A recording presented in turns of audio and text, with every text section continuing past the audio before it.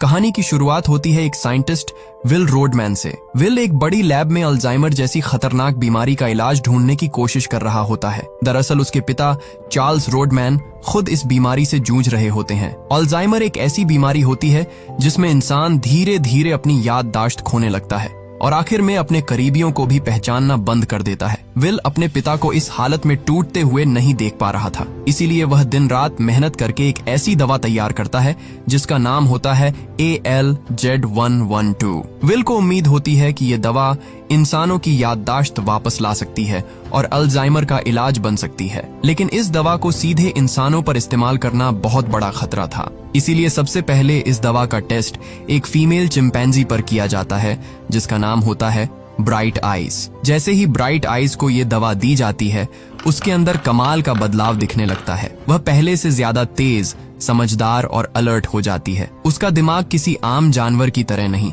बल्कि इंसानों जैसा काम करने लगता है। विल ये सब देखकर बहुत खुश हो जाता है क्योंकि उसे पहली बार लगता है कि उसकी मेहनत सच में कामयाब हो सकती है। अब उसे यकीन हो जाता है कि ये दवा सिर्फ जानवरों पर नहीं बल्कि इंसानों पर भी काम कर सकती है। इसी उम्मीद के साथ विल अपनी रिसर्च कंपनी के बड़े लोगों के सामने रखने का फैसला करता है। इसके लिए एक बोर्ड मीटिंग रखी जाती है जहां विल अपनी दवा, उसके रिजल्ट्स और ब्राइट आइज में आए बदलाव के बारे में सबको बताने वाला होता है। यही मीटिंग आगे चलकर इस कहानी का पहला बड़ा मोड़ साबित होने वाली थी। बोर्ड मीटिंग में विल रोडमैन अपनी रिसर्च और टेस्ट रिजल्ट्स सबके सामने रखता है। वह सबको बताता है कि उसकी बनाई हुई दवा ALZ112 ने ब्राइट आइज के दिमाग पर जबरदस्त असर किया है। उसकी लर्निंग पावर बढ़ चुकी है, रिएक्शन पहले से तेज हो गया है और उसके अंदर इंसानों जैसी समझ दिखाई देने लगी है। विल की प्रेजेंटेशन देखकर बोर्ड के मेंबर्स काफी इंप्रेस हो जाते हैं। खासकर कंपनी का हेड स्टीवन जैकब्स इस दवा में बहुत बड़ा प्रॉफिट देख रहा होता है।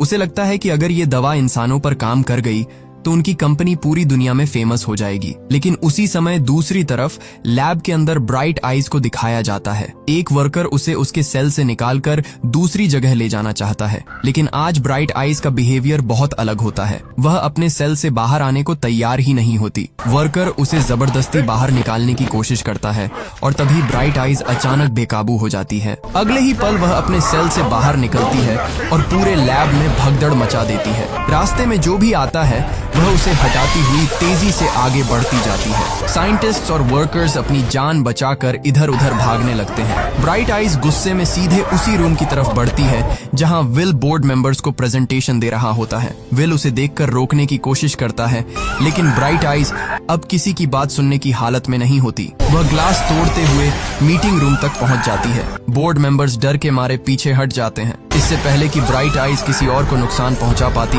गार्ड्स तुरंत गन निकालते हैं और उसे गोली मार देते हैं। ब्राइट आइज वहीं गिर जाती है और उसकी मौत हो जाती है। ये सब देखकर पूरी कंपनी में हड़कंप मच जाता है। स्टीवन जैकब्स और बाकी लोग मान लेते हैं कि विल की दवा की वजह से ब्राइट आइज ने अपना कंट्रोल खो दिया था। उन्हें लगता है कि ये एक्सपेरिमेंट फेल हो चुका है और अगर ये बात बाहर गई तो कंपनी की रेप्यूटेशन खत्म हो जाएगी। इसी डर की वजह से स्टीवन तुरंत ऑर्डर देता है कि लैब में जितने भी चिंपैंजीज पर यह दवा टेस्ट की गई है उन सबको खत्म कर दिया जाए। विल ये सुनकर शॉक हो जाता है। वह स्टीवन को समझाने की कोशिश करता है कि दवा में कोई प्रॉब्लम नहीं है। ब्राइट आइज के ऐसे बिहेवियर के पीछे जरूर कोई और वजह होगी, लेकिन स्टीवन उसकी एक भी बात नहीं सुनता। वह साफ कह देता है कि प्रोजेक्ट बंद होगा और सारे टेस्ट सब्जेक्ट्स खत्म कर दिए जाएंगे। विल अंदर से टूट जाता है क्योंकि उसकी कई सालों की मेहनत एक ही पल में खत्म हो चुकी थी। लेकिन जब विल उदास होकर लैब के अंदर जाता है तभी एनिमल हैंडलर रॉबर्ट फ्रैंकलिन उसके पास आता है। फ्रैंकलिन उसे बताता है कि ब्राइट आइज पागल नहीं हुई थी। वह इसलिए गुस्से में थी क्योंकि उसने उसी समय एक बच्चे को जन्म दिया था। वह अपने बच्चे को अकेला छोड़कर कहीं नहीं जाना चाहती थी। ये सुनकर विल हैरान रह जाता है। अब उसे समझ आता है कि ब्राइट आइज का गुस्सा दवा की वजह से नहीं बल्कि अपने बच्चे को बचाने की वजह से था। फ्रैंकलिन आगे बताता है कि उसने बाकी चिंपैंजीज को तो खत्म कर दिया, लेकिन ब्राइट आइज के छोटे बच्चे को नहीं मार पाया। वह बच्चा अभी भी लैब में छुपा हुआ है और अगर स्टीवन को उसके बारे में पता चल गया तो वह उसे भी मरवा देगा। विल उस छोटे बच्चे को देखता है। वह बिल्कुल इनोसेंट होता है, लेकिन उसकी आंखों में अलग ही समझ दिखाई दे रही होती है। विल समझ जाता है कि ये बच्चा आम चिंपैंजी नहीं है क्योंकि उसकी मां पर ALZ112 का असर हुआ था और शायद वही असर इस बच्चे में भी आ चुका है। इसीलिए विल उसे लैब में मरने के लिए नहीं छोड़ता। वह बिना किसी को बताए उस छोटे चिंपैंजी को अपने साथ घर ले आता है। यही छोटा बच्चा आगे चलकर सीजर बनने वाला था। अब विल उस छोटे चिंपैंजी को अपने घर ले आता है। घर पर जब उसके पिता चार्ल्स रोडमैन उस बच्चे को देखते हैं तो उनके चेहरे पर एक अलग ही खुशी आ जाती है। चार्ल्स पहले से अल्जाइमर की वजह से अकेले और कमजोर होते जा रहे थे, लेकिन इस छोटे चिंपैंजी को देखकर जैसे उनके अंदर फिर से जान आ जाती है। सबसे हैरानी की बात यह होती है कि बच्चा छोटा जरूर था, लेकिन उसका दिमाग किसी आम जानवर जैसा बिल्कुल नहीं था। वह हर चीज को बहुत ध्यान से देखता था, समझता था और बहुत जल्दी सीख भी जाता था। विल समझ जाता है कि उसकी माँ ब्राइट आइज पर हुए एक्सपेरिमेंट का असर इस बच्चे पर भी आया है। धीरे धीरे वह चिंपैंजी चार्ल्स के साथ रहने लगता है। चार्ल्स भी उसे अपने बच्चे की तरह मानने लगते हैं और प्यार से उसका नाम रखते हैं सीजर। अब समय गुजरता है और सीजर विल के घर में बड़ा होने लगता है। 3 साल बाद सीजर पहले से कहीं ज्यादा इंटेलिजेंट हो चुका होता है। वह घर के छोटे मोटे काम समझने लगता है, गेम्स खेलता है, बुक्स पढ़ता है और इशारों से अपनी बात भी बताने लगता है। उसकी लर्निंग स्पीड इतनी तेज होती है कि विल खुद उसे देखकर हैरान रह जाता है। लेकिन सीजर के अंदर एक कमी अब भी रहती है। वह इंसानों की हर बात समझ सकता था, लेकिन इंसानों की तरह बोल नहीं सकता था। फिर भी उसकी आंखों और इशारों से साफ पता चलता था कि वह किसी आम एनिमल से बहुत अलग है। उधर दूसरी तरफ चार्ल्स की हालत धीरे धीरे खराब होती जा रही होती है। अल्जाइमर की वजह से उनकी याददाश्त कमजोर पड़ने लगती है। कभी वह चीजें भूल जाते, कभी लोगों को पहचानने में दिक्कत होती और कभी अचानक गुस्सा करने लगते। हालत इतनी बिगड़ जाती है कि उनकी नर्स भी उनका ध्यान रखने से मना कर देती है, क्योंकि उसे डर होता है कि चार्ल्स कभी भी उसे नुकसान पहुंचा सकते हैं। विल ये सब देखकर अंदर से टूट जाता है। उसके पिता ही उसकी जिंदगी का आखिरी सहारा थे और अब वह उन्हें धीरे धीरे खुद से दूर जाते हुए देख रहा था। इसीलिए एक दिन विल बड़ा रिस्क लेने का फैसला करता है। वह लैब से चुपके से वही एक्सपेरिमेंटल दवाई ALZ-112 अपने घर ले आता है, जिसे पहले ब्राइट आइज पर टेस्ट किया गया था। विल जानता था कि ये गलत है, लेकिन उसके पास अपने पिता को बचाने का कोई दूसरा रास्ता नहीं था। रात में वह अपने पिता चार्ल्स को वो इंजेक्शन लगा देता है। पूरी रात विल बेचैनी में गुजारता है। उसके दिमाग में बस एक ही डर होता है कि कहीं इस दवा से उसके पिता को कुछ हो न जाए। लेकिन अगली सुबह जब विल कमरे में आता है तो वह हैरान रह जाता है। चार्ल्स पियानो बजा रहे होते हैं, वो भी बिल्कुल पहले की तरह। उनकी आंखों में फिर से पहचान लौट चुकी होती है और वह पहले से काफी नॉर्मल लगते हैं। विल को समझ आ जाता है कि दवा ने अपना काम कर दिया है। जहां एक तरफ विल अपने पिता को ठीक देखकर खुश होता है, वहीं दूसरी तरफ सीजर अब बड़ा हो रहा था और उसके अंदर आजादी की चाह भी बढ़ने लगी थी। वह अक्सर खिड़की से बाहर बच्चों को खेलते हुए देखता रहता था। उसे भी बाहर जाने, खेलने और खुली दुनिया देखने का मन करता था। एक दिन सीजर खुद को रोक नहीं पाता और चुपके से घर से बाहर निकल जाता है। वह पास के ही पड़ोसी के घर में चला जाता है, लेकिन तभी घर का मालिक उसे देख लेता है। सीजर को देखकर वह आदमी बुरी तरह भड़क जाता है और बिना कुछ समझे बेसबॉल बैट उठाकर उस पर हमला कर देता है। लेकिन तभी सही मौके पर विल वहां पहुंच जाता है और सीजर को उस आदमी से बचा लेता है। विल पड़ोसी को समझाने की कोशिश करता है कि सीजर सिर्फ खेलने के लिए बाहर आया था, उसका किसी को नुकसान पहुंचाने का कोई इरादा नहीं था। वह उसे बताता है कि सीजर उसका पेट है और जब तक उसे खतरा महसूस न हो वह किसी पर हमला नहीं करेगा। लेकिन पड़ोसी गुस्से में साफ धमकी देता है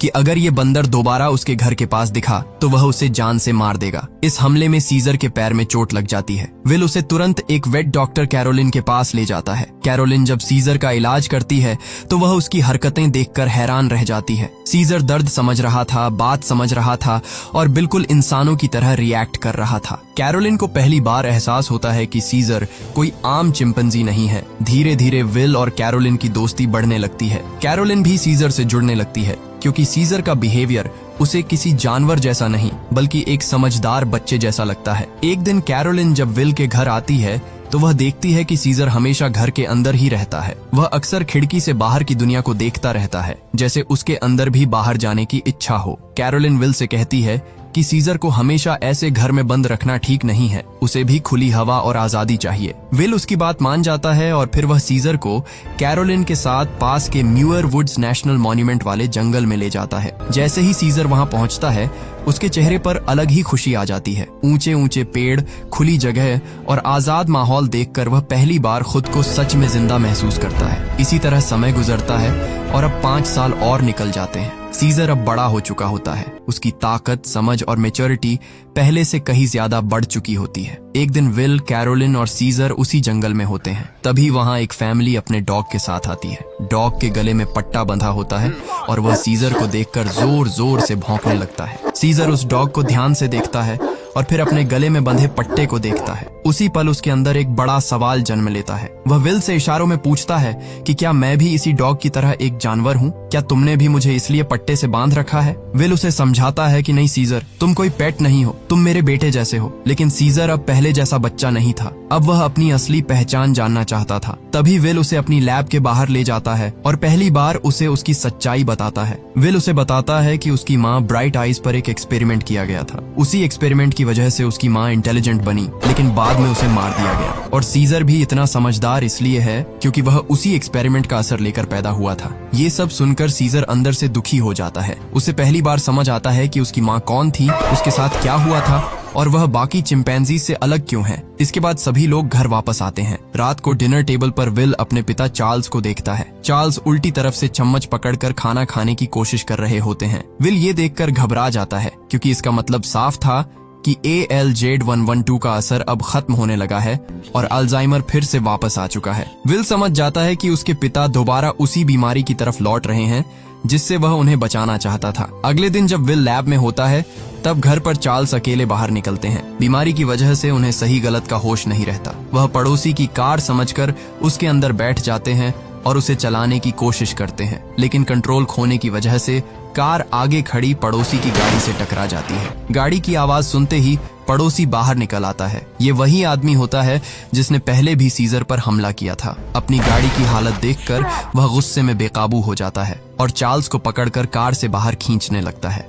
चार्ल्स खुद अपनी हालत की वजह से कुछ समझ नहीं पा रहे होते, लेकिन पड़ोसी उनके साथ बदतमीजी करने लगता है। घर के अंदर से सीजर ये सब देख रहा होता है। वह विल के पिता को हमेशा अपने परिवार की तरह मानता था, इसलिए चार्ल्स के साथ ऐसा होते देख उसका गुस्सा फूट पड़ता है। सीजर तुरंत बाहर दौड़ कर आता है और उस आदमी पर हमला कर देता है। वह उसे जमीन पर गिरा देता है और गुस्से में उसकी उंगली काट लेता है। ये सीन देखकर आसपास के लोग डर जाते हैं क्योंकि अब पहली बार सीजर ने किसी इंसान को सीरियस नुकसान पहुंचाया था। इसके कुछ दिन बाद वह पड़ोसी सीजर के खिलाफ कंप्लेंट कर देता है। मामला कोर्ट तक पहुंचता है और फिर फैसला सुनाया जाता है कि सीजर को अब विल के घर में नहीं रखा जा सकता। एनिमल कंट्रोल टीम आती है और सीजर को जबरदस्ती सैन ब्रूनो प्राइमेट शेल्टर ले जाती है, जहां पहले से कई एप्स बंद होते हैं। जब सीजर वहां पहुंचता है तो शुरुआत में उसे लगता है कि शायद विल उसे किसी नई जगह खेलने के लिए लाया है, लेकिन जैसे ही उसे केज के अंदर बंद किया जाता है और विल बाहर जाने लगता है, सीजर को समझ आने लगता है कि अब कुछ गलत हो रहा है। वह घबराकर विल की तरफ दौड़ता है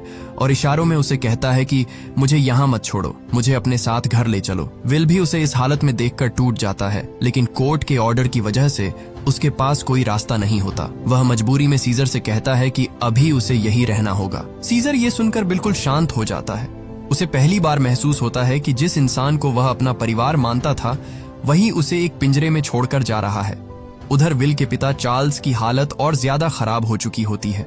अल्जाइमर उन्हें पूरी तरह अपनी गिरफ्त में ले चुका था। विल एक साइंटिस्ट होकर भी अपने पिता को बचा नहीं पा रहा था और यही बात उसे अंदर से खाई जा रही थी। अब विल फैसला करता है कि वह इस बीमारी का इलाज किसी भी हालत में ढूंढ कर रहेगा। वह अपने बॉस स्टीवन जैकब्स से मिलता है और उसे बताता है कि ALZ112 ने उसके पिता पर काम किया था, लेकिन कुछ समय बाद उसका असर खत्म हो गया। विल कहता है कि अगर वह इस दवाई को और स्ट्रॉन्ग बना दे तो शायद अल्जाइमर का परमानेंट इलाज मिल सकता है। स्टीवन जैकब्स पहले तो सोचता है, लेकिन इस दवा में उसे फिर से बहुत बड़ा बिजनेस दिखाई देता है, इसलिए वह विल को एक आखिरी मौका देता है। दूसरी तरफ सीजर शेल्टर के अंदर बिल्कुल अकेला पड़ चुका होता है। वह विल के वापस आने का इंतजार करता रहता है। उसे उम्मीद होती है कि विल आएगा और उसे फिर से अपने घर ले जाएगा, लेकिन हर गुजरते दिन के साथ उसकी उम्मीद टूटने लगती है। वहाँ उसे जो खाना दिया जाता है वह बेहद खराब होता है। जब वह खाना नहीं खाता तो शेल्टर में काम करने वाला डॉज लैंडन उसे डराता और टॉर्चर करता है। सीजर पहली बार समझता है कि इंसानों की दुनिया में उसके लिए प्यार से ज्यादा कैद और दर्द है। अकेलेपन में सीजर दीवार पर चौक से एक खिड़की बनाता है। ये वही खिड़की होती है जिससे वह विल के घर में बैठकर बाहर की दुनिया देखा करता था। उस ड्राइंग से साफ पता चलता है कि सीजर अपने घर, अपनी आजादी और अपनी पुरानी जिंदगी को कितना याद कर रहा है। इधर विल लैब में दिन रात मेहनत करता है और आखिरकार ALZ112 से भी ज्यादा पावरफुल नई दवाई बना लेता है, जिसका नाम होता है ALZ112। इस बार टेस्ट के लिए एक नए चिंपैंजी को तैयार किया जाता है, जिसका नाम होता है कोबा। लेकिन इंजेक्शन देने से पहले लैब में एक छोटी सी गलती हो जाती है। प्रेशर की वजह से पाइप से दवाई की गैस बाहर निकलती है और वहां मौजूद वर्कर रॉबर्ट फ्रैंकलिन बिना मास्क के उस गैस को सांस के साथ अंदर ले लेता है। फ्रैंकलिन को उस वक्त इसका अंदाजा नहीं होता कि ये छोटी सी गलती आगे चलकर पूरी दुनिया के लिए कितनी बड़ी तबाही बनने वाली है। इसके बाद किसी तरह कोबा को ALZ112 दिया जाता है। कुछ ही देर में उसके अंदर भी बदलाव दिखने लगता है। उसका बिहेवियर बदल जाता है और वह पहले से कहीं ज्यादा इंटेलिजेंट हो जाता है। विल को लगता है कि उसकी नई दवा भी काम कर गई है, लेकिन उसे ये नहीं पता था कि यही दवा इंसानों के लिए मौत बन चुकी है। इस टेस्ट के बाद साफ हो जाता है कि विल की नई बनाई हुई दवाई ALZ112 भी काम कर रही है। कोबा के अंदर भी इंटेलिजेंस बढ़ने लगती है और ये देखकर विल को लगता है कि शायद इस बार वह अल्जाइमर का परमानेंट इलाज ढूंढ चुका है। इस कामयाबी के बाद विल और कैरोलिन दोनों सीजर से मिलने सैन ब्रूनो प्राइमेट शेल्टर पहुंचते हैं, लेकिन वहां जाकर विल जो देखता है उससे उसका गुस्सा फूट पड़ता है। सीजर को एक छोटे से केज में बंद करके रखा गया होता है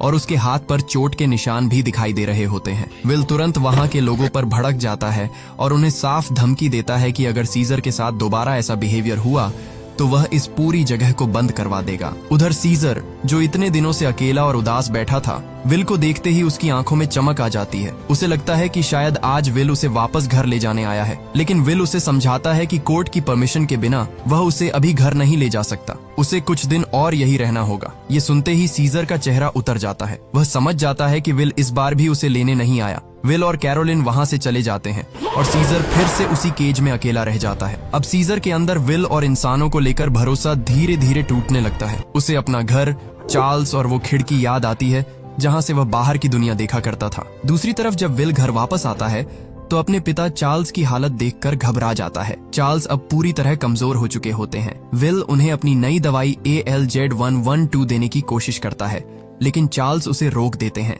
वह विल से कहते हैं कि अब कोई फायदा नहीं, क्योंकि अब उनका समय आ चुका है। कुछ ही देर बाद चार्ल्स वहीं दम तोड़ देते हैं। विल अपने पिता को खोकर पूरी तरह टूट जाता है। अब उसकी जिंदगी में न चार्ल्स बचे थे और न ही सीजर उसके साथ था। सीजर ही अब उसका आखिरी सहारा था। इसीलिए विल बहुत सारे पैसे लेकर फिर से शेल्टर पहुंचता है। वहां का ओनर जॉन लैंडन पहले तो सीजर को छोड़ने से मना कर देता है, लेकिन पैसे देखकर मान जाता है। विल तुरंत सीजर के पास जाता है और प्यार से कहता है कि चलो सीजर, अब हम घर चलते हैं। लेकिन तभी सीजर विल के हाथ में रखा पट्टा देख लेता है। सीजर को उसी पल समझ आ जाता है कि विल उसे घर तो ले जाएगा, लेकिन फिर से एक पेट की तरह बांध कर रखेगा। अब सीजर पहले जैसा नहीं था। उसने इंसानों की कैद, उनका डर और उनका असली चेहरा देख लिया था। इसलिए सीजर खुद ही केज का गेट बंद कर देता है और विल के साथ जाने से मना कर देता है। विल हैरान रह जाता है, लेकिन सीजर अब अपना फैसला कर चुका था।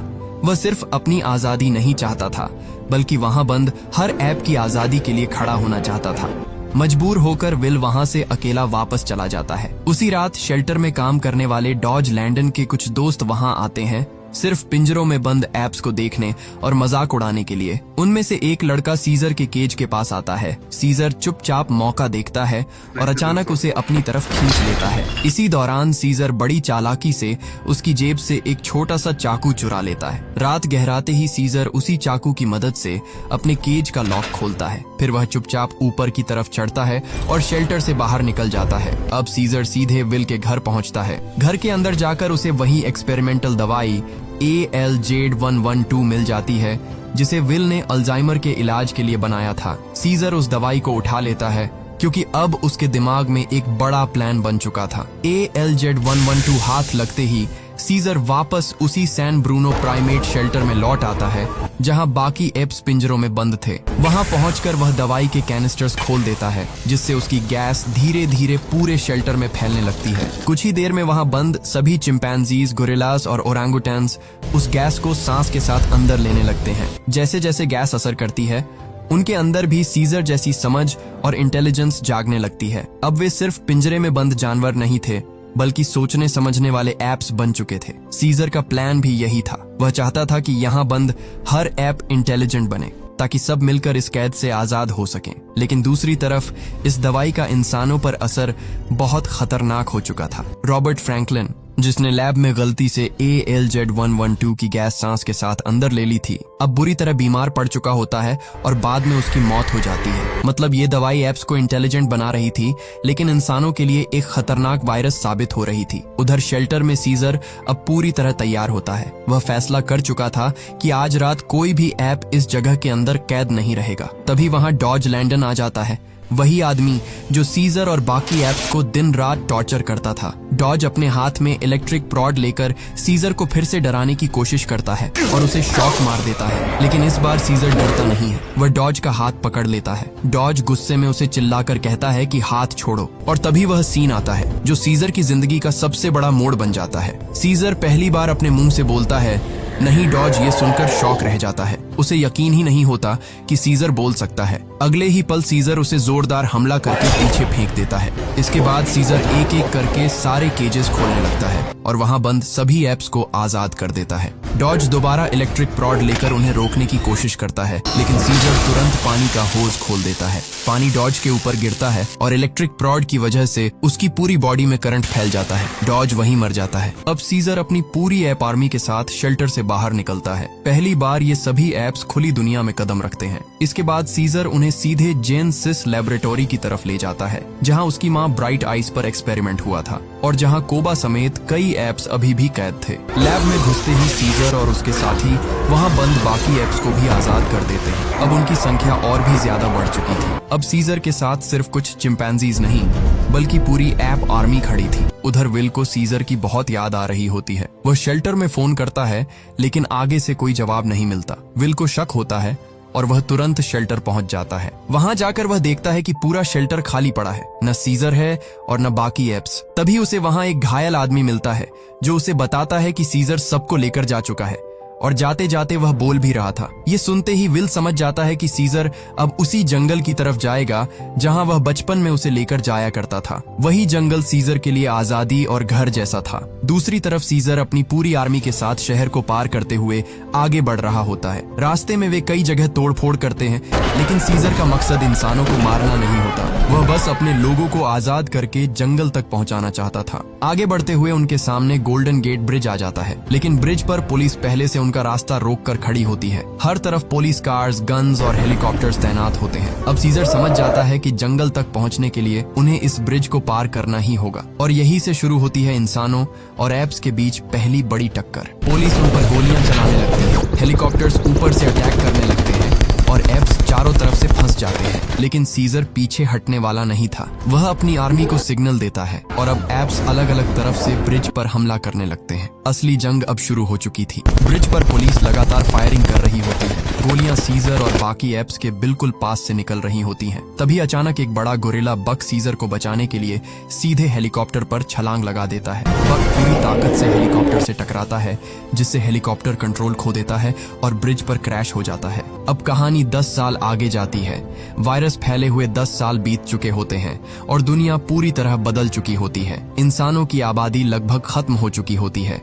शहर वीरान पड़ चुके होते हैं, रोड्स खाली होती हैं। वहीं दूसरी तरफ एप्स की पॉपुलेशन तेजी से बढ़ चुकी होती है। जंगल अब उनका घर ही नहीं, उनकी पूरी दुनिया बन चुका था। सीजर अब पहले से ज्यादा मैच्योर, पावरफुल और समझदार लीडर बन चुका होता है। उसके साथ उसकी वाइफ कॉर्नेलिया, उसका बेटा ब्लू आइज और छोटा बेटा कॉर्नेलियस भी होते हैं। एक दिन सीजर का बड़ा बेटा ब्लू आइज अपने दोस्त ऐश के साथ जंगल में होता है। तभी अचानक उनके सामने एक इंसान आ जाता है। वो इंसान अकेला नहीं होता, उसके साथ पूरी एक टीम होती है। दरअसल ये लोग जंगल के अंदर मौजूद एक पुराने हाइड्रो इलेक्ट्रिक डैम को चेक करने आए होते हैं। लेकिन जैसे ही उनमें से एक आदमी कार्वर, सीजर के बेटे ब्लू आइज और उसके दोस्त ऐश को देखता है, वह डर के मारे तुरंत गन निकाल लेता है। गन देखकर ब्लू आइज और ऐश घबरा जाते हैं और जोर जोर से चिल्लाने लगते हैं। इसी पैनिक में कार्वर गोली चला देता है और गोली सीधे ऐश को लग जाती है। गोली की आवाज पूरे जंगल में फैल जाती है और कुछ ही सेकंड्स में सीजर अपने सारे एप्स के साथ वहां पहुंच जाता है। सभी एप्स के चेहरे पर गुस्सा साफ दिख रहा होता है क्योंकि इंसानों ने उनके इलाके में आकर उनके बच्चे पर गोली चलाई थी। तभी इंसानों के ग्रुप का लीडर मैल्कम आगे आता है। वह सीजर से बात करने की कोशिश करता है और उसे समझाता है कि वे लोग लड़ने नहीं आए, उनका मकसद सिर्फ डैम को रिपेयर करना है ताकि उनके बचे हुए लोगों को इलेक्ट्रिसिटी मिल सके। सीजर कुछ पल मैल्कम को देखता है। वह समझ जाता है कि ये लोग अभी हमला करने नहीं आए हैं, लेकिन फिर भी वह उन्हें वार्निंग देता है कि आज तुम लोग जिंदा जा रहे हो, लेकिन अगर दोबारा हमारे इलाके में आए तो वापस नहीं लौट पाओगे। ये सुनते ही मैल्कम अपनी टीम को लेकर वहां से निकल जाता है। लेकिन एप्स के बीच कोबा ये सब देखकर अंदर ही अंदर गुस्से से जल रहा होता है। कोबा इंसानों के एक्सपेरिमेंट्स और टॉर्चर का शिकार रह चुका था। उसे इंसानों पर बिल्कुल भरोसा नहीं था। वह सीजर से कहता है कि इंसान वापस आ गए हैं और अगर उन्हें अभी नहीं रोका गया तो वे फिर से एप्स को केज और लैब में बंद कर देंगे। कोबा की बातें बाकी एप्स के दिमाग में भी असर करने लगती हैं। सीजर भी सोच में पड़ जाता है। इसीलिए सीजर फैसला करता है कि इंसानों को साफ साफ उनकी ताकत दिखानी होगी। इसके बाद सीजर अपनी पूरी एप आर्मी के साथ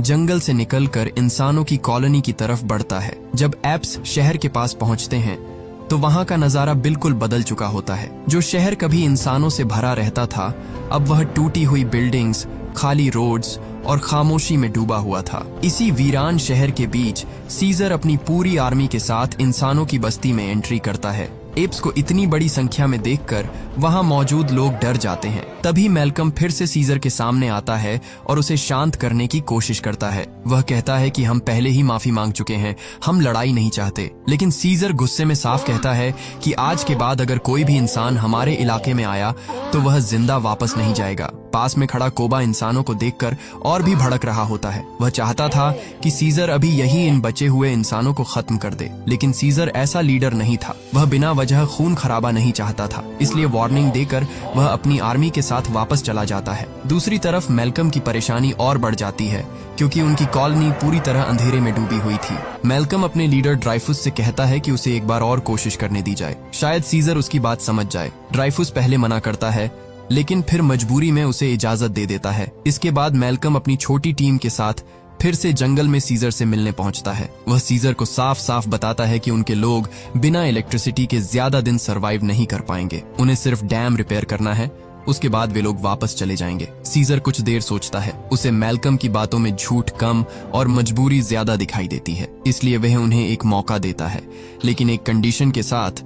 उनके पास जितने भी वेपन्स हैं वे सब एप्स के पास जमा कराने होंगे। मैल्कम और उसकी टीम मजबूरी में अपने सारे हथियार छोड़ देते हैं। इसके बाद सीजर उन्हें डैम तक जाने की इजाजत दे देता है। अब मैल्कम की टीम पावर प्लांट में काम शुरू करती है, लेकिन काम के दौरान एक ऐप को उनके सामान में छुपी हुई शॉटगन मिल जाती है। वह तुरंत गन उठाकर सीजर के पास ले आता है। गन देखते ही सीजर का भरोसा फिर से हिल जाता है क्योंकि उसने साफ कहा था कि कोई वेपन अंदर नहीं आएगा। वह गुस्से में मैल्कम और उसकी टीम से कहता है कि तुम लोगों ने हमारे साथ धोखा किया है। मैंने साफ कहा था कि कोई वेपन अंदर नहीं आएगा, फिर भी तुम लोग गन छुपा कर लाए। सीजर उन्हें तुरंत वहां से जाने के लिए कह देता है, लेकिन तभी उसे पता चलता है कि मैल्कम की वाइफ एली ने उसकी बीमार वाइफ कॉर्नेलिया को मेडिसिन दी थी, जिससे उसकी हालत थोड़ी बेहतर होने लगी है। ये सुनकर सीजर का गुस्सा थोड़ा शांत हो जाता है। वह मैल्कम को आखिरी मौका देता है और कहता है कि तुम्हारे पास सिर्फ कल तक का समय है, डैम ठीक करो और फिर हमेशा के लिए हमारे इलाके से चले जाना। दूसरी तरफ इंसानों की कॉलोनी में ड्राइफुस और उसके लोग एप्स पर बिल्कुल भरोसा नहीं करते। उन्हें लगता है कि एप्स कभी भी हमला कर सकते हैं, इसलिए वे लोग सीक्रेटली कई मशीन गन्स और हथियार रेडी करके रखते हैं ताकि जरूरत पड़ने पर एप्स को खत्म किया जा सके। लेकिन ऊपर से ये सब कोबा देख लेता है। इंसानों के हथियार देखकर उसका गुस्सा और बढ़ जाता है।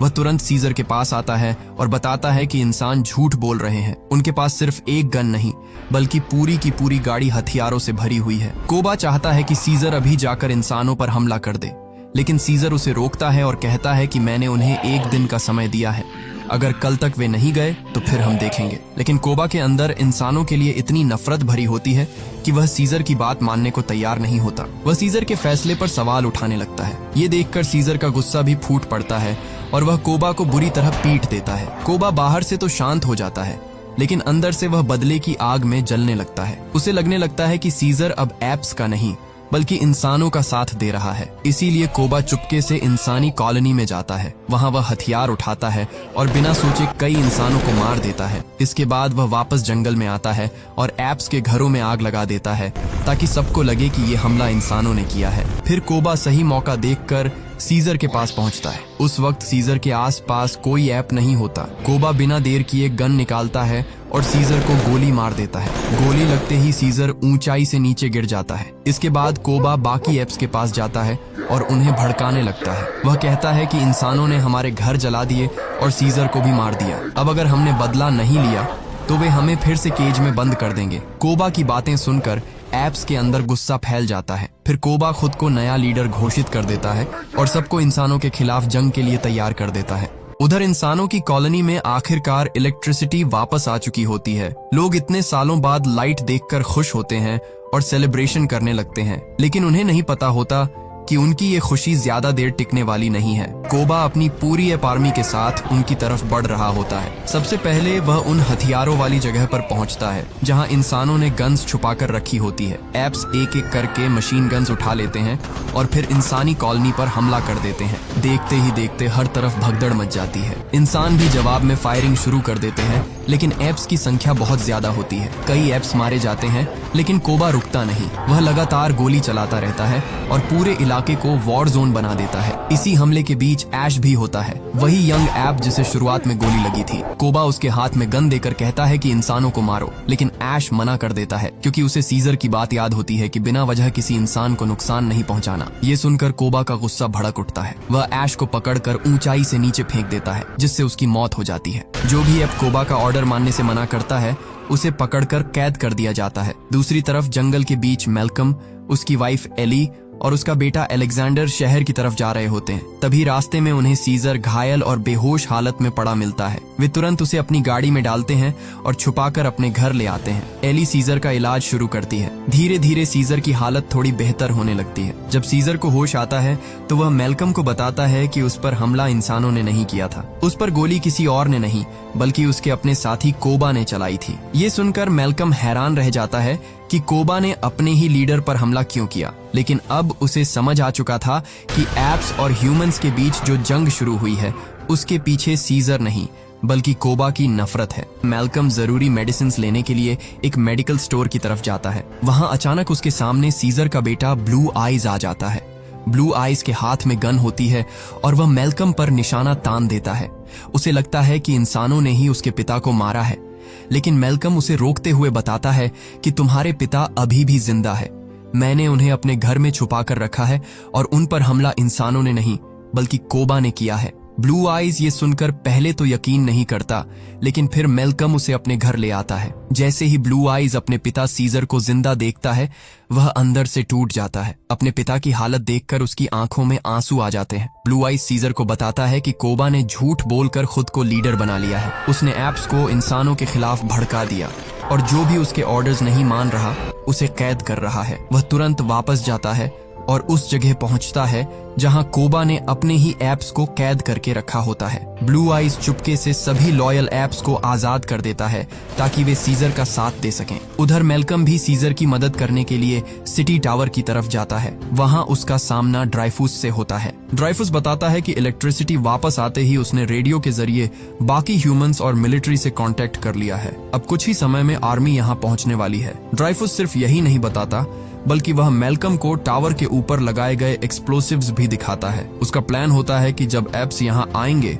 तो वह रिमोट से पूरा टावर उड़ा देगा और एक ही झटके में सारे एप्स खत्म हो जाएंगे। दूसरी तरफ सीजर अपनी कमजोर हालत के बावजूद कोबा का सामना करने के लिए निकल पड़ता है। सीजर जब टावर के पास पहुंचता है तो सामने कोबा अपनी आर्मी के साथ खड़ा होता है। सीजर को जिंदा देखकर सारे एप्स हैरान रह जाते हैं। अब उन्हें समझ आ जाता है कि कोबा ने उनसे झूठ बोला था। उधर टावर के अंदर ड्राइफूस देखता है कि सीजर, ब्लू आइज और बहुत सारे एप्स उसी जगह पहुंच चुके हैं। वह बिना देर किए एक्सप्लोसिव्स एक्टिवेट कर देता है। अगले ही पल टावर में जबरदस्त ब्लास्ट होता है। धमाके में कई एप्स मारे जाते हैं और ड्राइफूस भी अपनी ही बनाई तबाही में खत्म हो जाता है, लेकिन खुशकिस्मती से ब्लू आइज बच जाता है।